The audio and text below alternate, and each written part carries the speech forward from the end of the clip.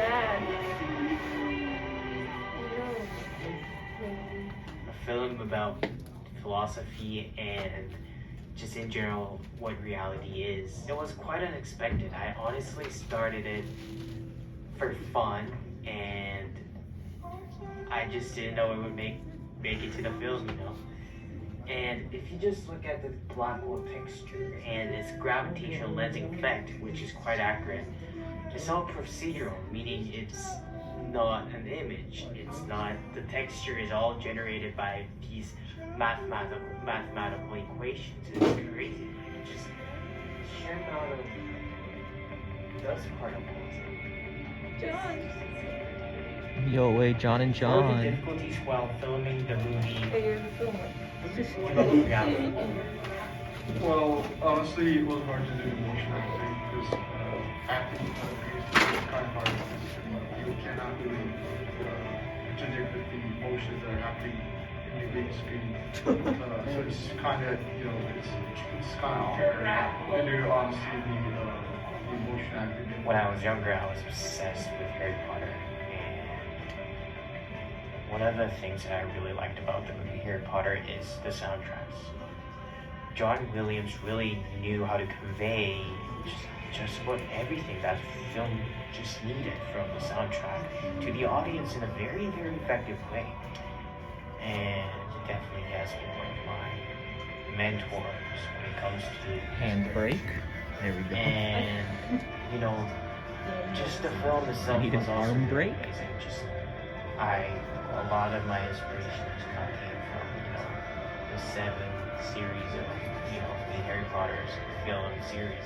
Hey guys, welcome to my studio, and today we're just gonna have a look at this soundtrack I'm working on. So if you just go all the way back there, back to the beginning of the whole song, it starts with this, you know, little piano thing. Bum, bum, bum, bum, bum, bum, bum, bum, bum. So I first got this idea when I was just kind of messing with the keyboard, I guess.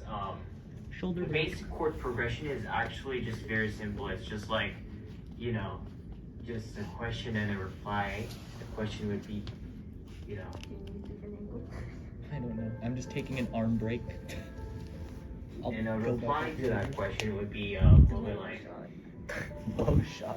Like, I'm not going on the ground. Like, just do this. so this is like Like another this. reply to that previous question. Lazy. So yeah, Lazy is doing you know, this. you guys do know that I follow Ian Stewart a lot, and I watched his masterclass as well. You know, another thing that Einstein's theory of relativity predicted was black holes. Rest on your chair leg. I don't know what's gonna look like. Oh well. But the reality is way stranger than that. If you were to come Whatever too that close looks, to a black that's what it's hole, gonna be. you would get spaghettified. Or Reese coined the term spaghettification, which is a perfectly good way to put it. You eventually become a stream of subatomic particles that swirl into the black hole. Okay, so now turn up on the black hole. The escape velocity is so high Neil that you have deGrasse the Tyson. speed of light is not moving. So if light doesn't come out, nothing's coming out. It's So black. you mentioned about the green screen. It must have been really difficult to visualize a black hole in your head, as if you're falling into this, you know, massive celestial object. Well, it was hard to be falling into the green screen. So, it was really rough. Because doing the acting, pretending to look like falling down, it was honestly kind of hard, but I liked the idea because it was media. And I think I knew that it would be a perfect fit. Do you think we're living in the AI? I'm not sure about that in VR. That means we have second chance. Very deep answer, John. I have to take a chance. I don't remember what, like in the Matrix, or we are like, if you're like plugged into machines and if you get freed, then yeah, that means we have another chance to win. like, are we talking like worlds stacked onto another world, and then it's like a parallel universe? Yeah, that kind Oh, I see. So it's like Doctor Strange. If you change something, the timeline kind of forks into two, right? Yeah. What would you do if you kind of wake up in the middle of nowhere where robots are dominating the world, and then humans are sort of like humans are basically like a food for a robot to kind of feed and, you know, kind of get fed. I don't know how to describe it. Like, Yeah, I'd probably do what Neo did. I don't know. Safe, I guess. Arm break. If you're willing to like face the reality, where like you know, like in Matrix, the agent gives Neo two choices, or other characters who kind of rebelled against the robots two choices. Whether to stay in the Matrix, forget everything, but live happily after, like live rich and get everything, you know, materialistic desires, everything. Well, or would you rather just face truth and, you know, make a rebellion group or something against the robots? Well, one It's the optimal angle. I'm not asking too much in the Matrix. I'll just stay in the Matrix, like as it is, as I am right now. With pan. Like I don't have any vision. But I know. You would rather forget everything. On my health badly. You don't want to face the truth. Are you scared? And Well, not like being scared. I think because I want to do it so much. You say it, that means it's true. Exactly. Right. Alright, thank you, pretty good. Well, credits? Bloopers? Oh, he's gonna punch it. Whoa. Oh no! John! so much. Hey. Oh, look at the two Johns. Friendship. Yo. Fernando! Samir! Do a little bit of a close up, like punch, like. Yeah, Samir is confusion. Yay! Yay! Oh. We'll quickly cover this PowerPoint.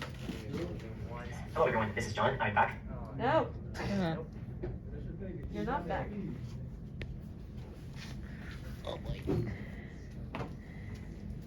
So first and foremost, I would like to thank my good friends John Yildrim and Safdar for participating in this film and really believing in you know, my seemingly absurd ideas at first. You know something that involves a CGI black hole and some special effects that are reminiscent of the movie The Matrix. The main reason why I chose to make this film was that in this seemingly materialistic world, sometimes it's hard to navigate towards the truth that we all gravitate towards, and the truth that we can all intuitively tell is there. The truth is love, and love can change anything. It can both literally and figuratively melt what we perceive as evil or ignorant by educating them and teaching them how to become a better person, a wiser person, a more loving person. And we'll be able to make a better world, a world that has proper priorities instead of just canceling each other out. I first found this story about a teenager who's living through very harsh conditions. Do you want me to do the slideshows when you talk? His name is Zai. At 2 years old, he suffered from a severe form of burn carried by what others would call as a misfortune. What he calls that the disability he has is rather something interesting and fun. He describes that the love that has been the single most powerful force in his life and that propelled him to be optimistic despite the fact that he faced numerous challenges throughout his life. His life became a game changer and a key to gaining a new insight and in his own life as well, in my own life as well. That we are something greater than what we believe we are, and the sky's the limits, and what you believe will become the reality. Knowing that the amount of optimism cannot achieve overnight, even in such articulate speech, despite his major difficulties, in moving his mouth, and yet that he is still driven by love, not fear, and not afraid to step out of the comfort zone. I announced that I will become a filmmaker who focuses on the common/collective goal of the whole humankind instead of merely focusing on myself, like what many people, including myself, often did or do out of ignorance. and I forgive myself and others for sometimes making a mistake. I encourage to this kid's fundraiser for his medical bills. It can be both meaningful and rewarding for all of Camera us. break on my shoulder. I can do it. No. Okay, you're So, doing it. Hero's Journey, I'm referring to the American professor and award-winning author Joseph Campbell, who wrote a book called The Hero with 1,000 Faces. It basically talks about different phases that, quote-unquote, a hero goes through in this journey of life, but in deeper meaning, the hero is a metaphor for each and every one of us. We feel super disconnected at times during the pandemic. We absolutely have common ground at a point that we can relate to each other, and that we are all heroes and mentors of each other. The hero has to go through something called an abysses, what a lot of philosophers call as ego death, which is depicted as the dive in the black hole in the film. The threshold guardian is something that the hero must encounter in his journey. It essentially represents some of the hardship that we must go through our lives. The main character, which again played by John Yildrim in the film Debugging Reality, at the end finds out the characters played by Samir and me, who John Yildrim thought was a different individual, was actually himself. And like different versions of him in a parallel universe, but sabotaging his own mind, which the movie depicts in the fighting sequence. So it's basically John Yildrim versus John Yildrim, one different version. Because of his own guilt and past trauma, in that way, the film also effectively portrays what PTSD looks like in a nutshell. It is a lesson that the biggest enemy in life is you yourself, and not others. A wise person would reflect themselves before blaming others, and the pinnacle of the main character's hero's journey, which happens when he goes through the black hole, awakens and realizes his own position in his life as a hero to others and himself, and that he has made and rediscovered the truth in his life.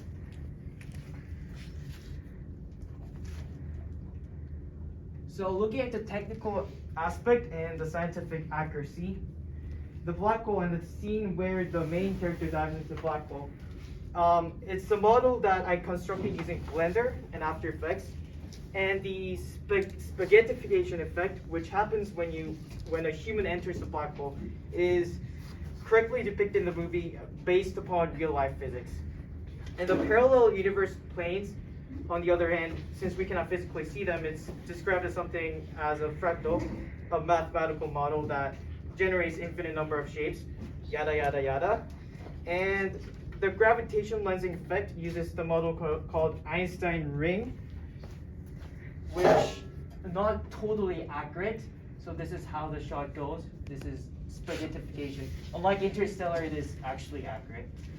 And here we can tell that the accretion disk, a photon ring, all these components use a similar way of how real life physics work. And basically this is a nutshell of what the story is really about, so you guys can check it out. And by the way, the depth of field effect when it comes to fighting sequence was all done in post, so we kind of filmed it at a separate time, mostly due to COVID, and we just kind of combined both shots. Everything was socially distanced. And yep, free trial for all the plugins. And last but not least, we're all living on this beautiful planet, and also a dying planet. We shall listen to voices that have been suppressed over the span of last 100 years. We shall listen to voices that matter, but could not be expressed due to social inequalities. We shall pursue the truth, and again, the truth is to love our neighbors, as many religions say, and to embrace each other no matter the differences, because when we accept them unconditionally, they're no longer differences, but are unique qualities that define us as humans, and earthlings and beyond. But I think we all deserve to hear this.